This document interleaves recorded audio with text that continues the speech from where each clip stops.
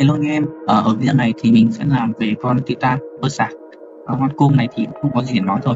Nhưng mà cái điều đặc biệt đây là mình sẽ sử dụng một súng mới toner, xem là nó có mạnh hay không anh em nhé.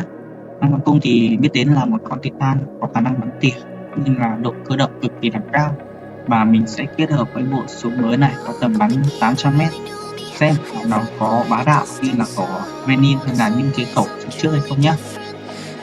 Nói về bộ súng này thì nó cũng na giống như là khẩu điện băng, con robot. Càng bắn thì anh em sẽ càng được cộng thêm đam nhé.